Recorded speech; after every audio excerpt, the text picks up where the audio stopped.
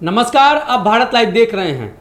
देश सहित बिहार में लगातार जातीय जनगणना को लेकर बवाल मचा हुआ है। रोज इस पर कुछ न कुछ नए अपडेट्स आ जा रहे हैं।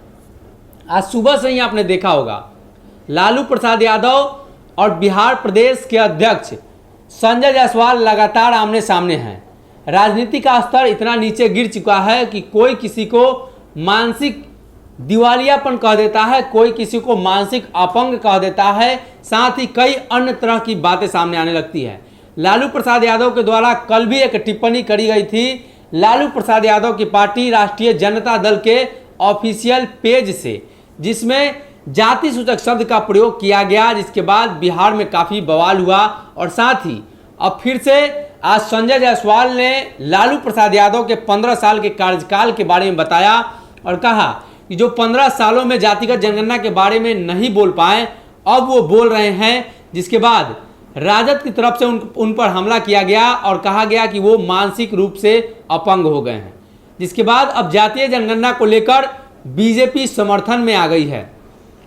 लगातार जेडीयू और आरजेडी के नेता जातीय जनगणना पर एक साथ थे। अब बिहार में सभी पार्टियां एक साथ आ गई हैं। बीजेपी के नेताओं ने भी अब बयान दे दिया है कि बिहार में जातीय जनगणना होनी चाहिए।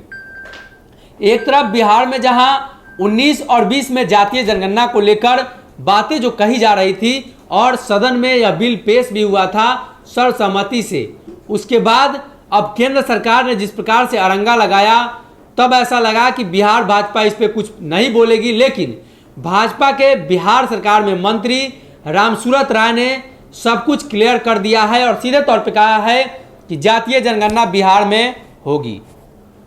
उसके साथ ही उन्होंने कई शर्त रख दिए। उन्होंने कहा कि अगर जातीय जनगणना बिहार में होती है तो इसके साथ साथ जनसंख्या नियंत्रण कानून भी लागू होगा।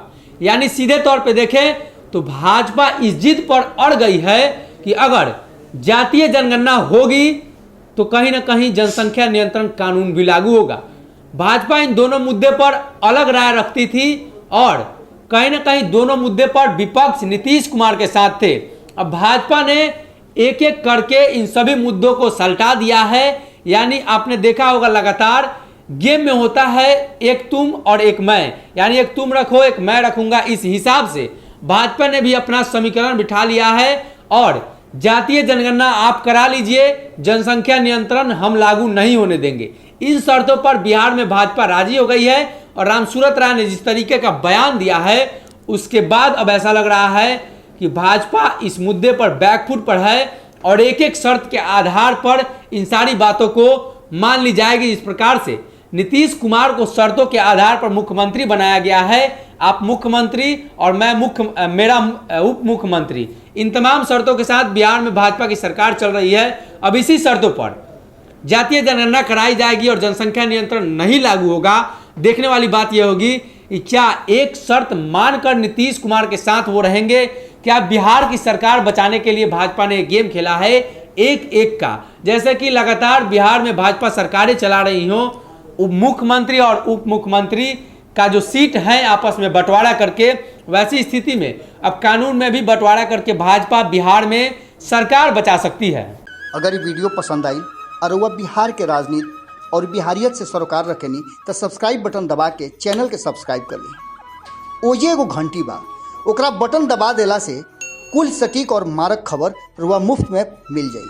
अगर रुआ पत्रकारिता के हमनी के नया प्रयोग में सहयोग कर चाहतानी तो ज्वाइन बटन दबा दी। पेटीएम नंबर नोट कर ली 9386816700। धन्यवाद।